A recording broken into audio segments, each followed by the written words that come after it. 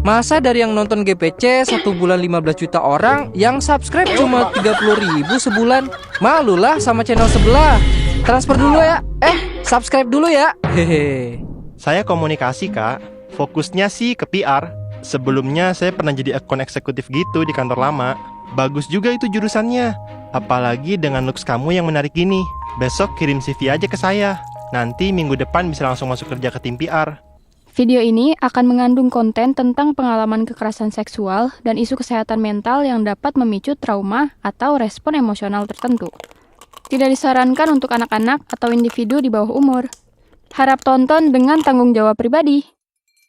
Burung unta naik delman. Kenalin, gue Panji dari Depok. Umur gue 24 tahun. Di sini gue mau share pengalaman gue yang baru aja kejadian beberapa bulan lalu. Buat kalian yang pernah ngerasa hidup udah di titik paling bawah, mungkin relate sama cerita gue. Jadi waktu itu gue baru kena PHK. Bukan dipecat karena salah gue. Perusahaannya ya emang lagi kolaps. Tapi ya tetap aja, ujung-ujungnya gue yang nganggur. Tahun itu rasanya berat banget deh buat gue. Biasanya tiap bulan ada penghasilan. Sekarang duit buat bayar parkir aja nggak punya. Ya cari kerja lagi dong. Udah ye Bambang. Gue udah coba lamar kesana kemari. Tapi karena emang kondisinya itu lagi krisis, banyak perusahaan juga lagi pada layoff karyawan. Karena buat efisiensi alasannya. Dan ternyata yang ngalamin ini juga bukan cuma gue. Temen gue yang lain juga sempat kena layoff. Orang tua gue di Lampung. Bokap sakit, butuh biaya rutin buat kontrol tiap bulan. Dan selama ini yang nanggung ya gue. Jadi bayangin kondisi gue waktu itu. Nganggur, utang numpuk, kos mau nunggak, dan tiap hari dapat WA dari nyokap. Nanya, Pan, bulan ini bisa kirim uang nggak? Gue jawabnya selalu, bisa mah, tenang. Padahal gue makan nasi sama kecap sama kerupuk doang 3 hari berturut-turut jir. Tapi itu harus gue lakuin biar nggak nambah beban pikiran nyokap gue. Nah, di tengah kondisi kayak gitu, gue ketemu Karena. Gue waktu itu lagi jadi kurir di sebuah resto cepat saji gitu. Karena ini pelanggan tetap gue.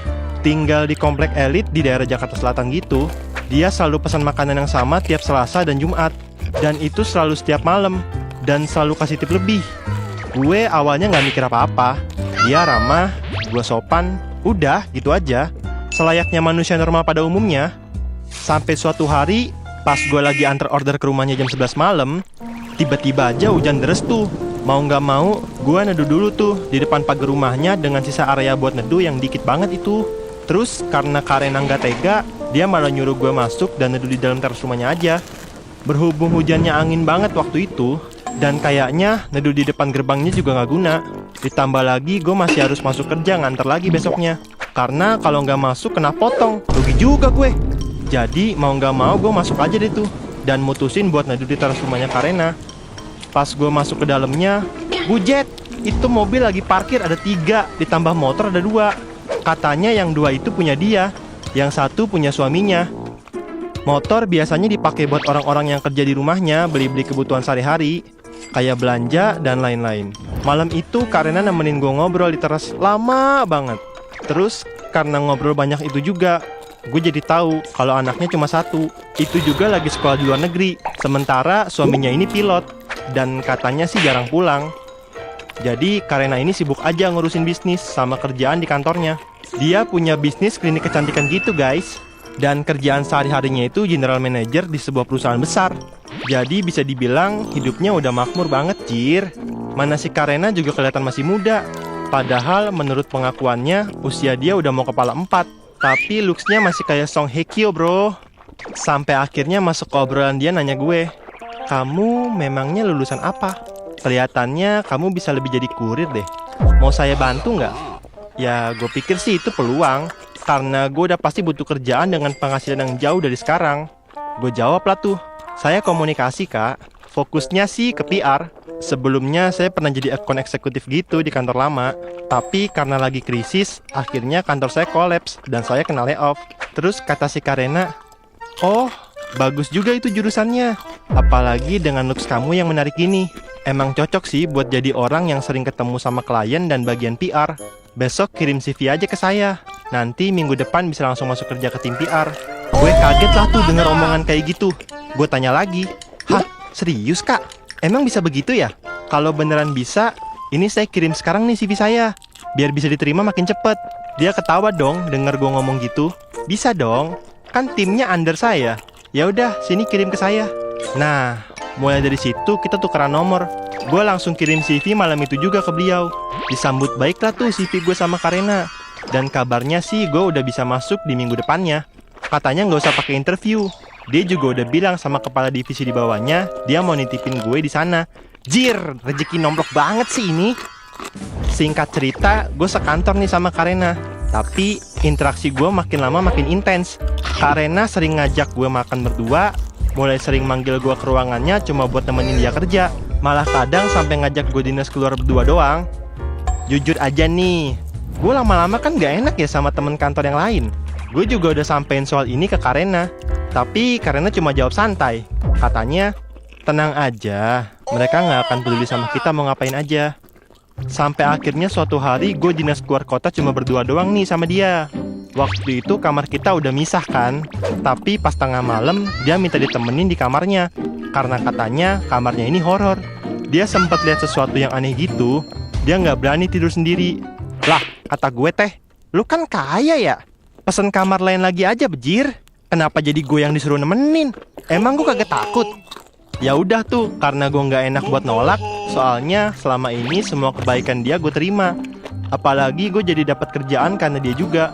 Akhirnya gue bilang aja, oke, saya temenin sembari kerja ya kak. Soalnya ada yang perlu saya lemburin juga nih, biar nanyanya gampang juga ke Karena. Masuklah gue ke kamarnya. Jeng jeng jeng. Dia udah pakai baju bobo yang begitulah guys. Mana bajunya tipis, roknya pendek, lengan bajunya nggak ada, rambut dia juga lagi diikat ke atas. Astagfirullah, gue nyebut berkali-kali tuh, keringet dingin dikit, agak deg-degan juga sebenarnya. Tapi gue buru-buru buka laptop dan duduk di meja yang ada di sudut ruangan. Gue pura-pura fokus kerja, tapi sejujurnya gue nggak bisa fokus anjir. Mana dia malah nyamperin gue, terus duduk di handle sofa di sebelah gue sambil ngecekin kerjaan gue. Kan astagfirullah banget ya itu. Tolongin gue guys. Karena gue deg-degan parah, gue gak bisa kerja. Gue bilang gue mau sebat dulu tuh.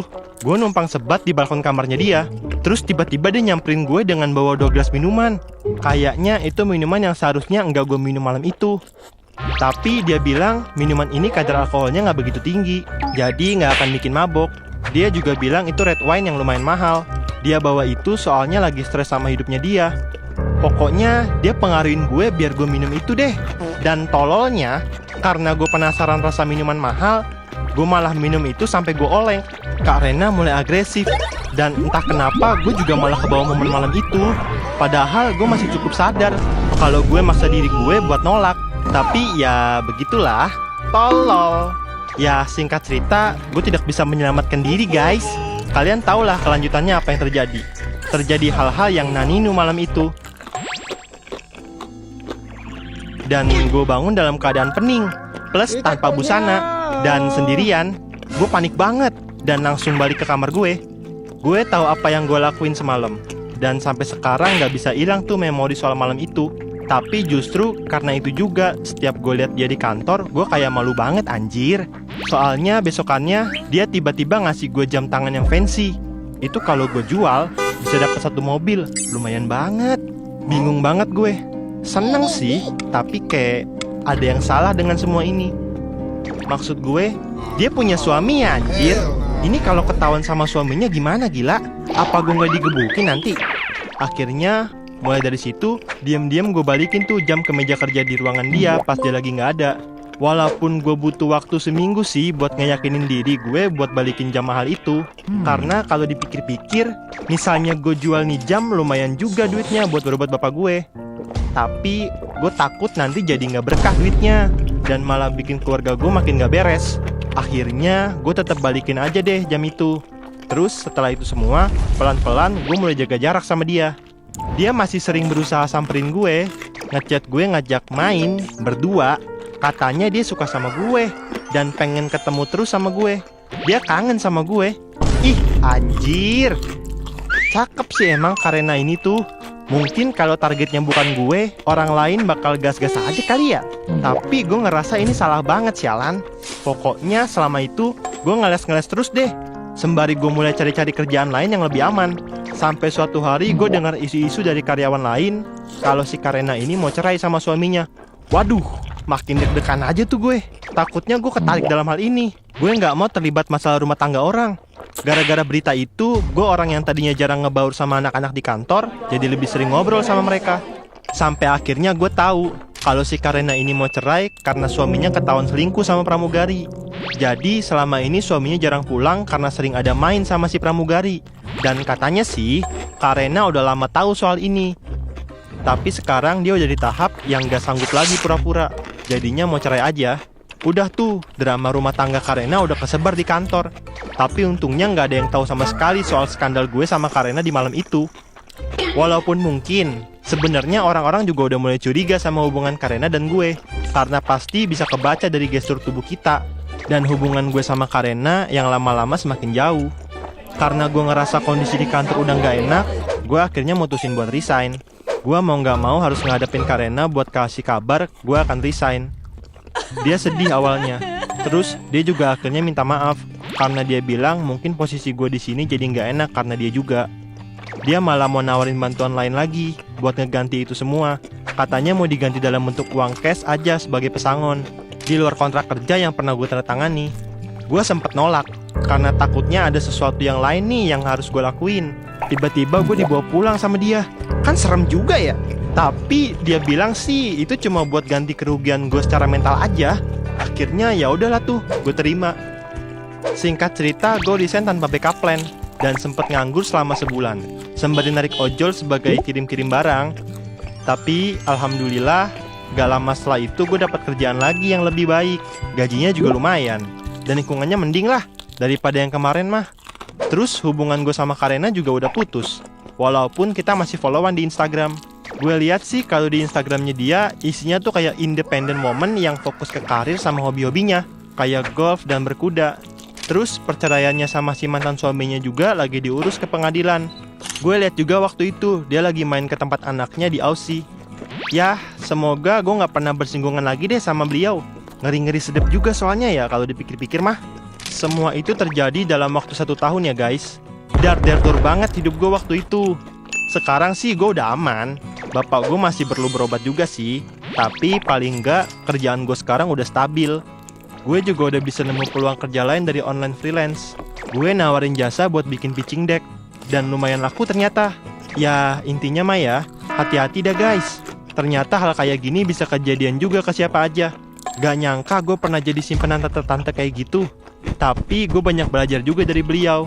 Karena emang isi kepala beliau itu mantep banget. Secara dia lulusan luar negeri dan punya bisnis dan pengalaman yang luar biasa juga.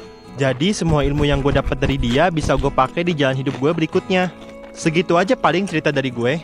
Pesan-pesannya lo pikirin sendiri aja deh. Kalian kalau jadi gue bakal ngelakuin hal yang sama nggak kira-kira? Apa malah lanjut gas aja sama si tante? Haha. Sampai ketemu di next video. Bye.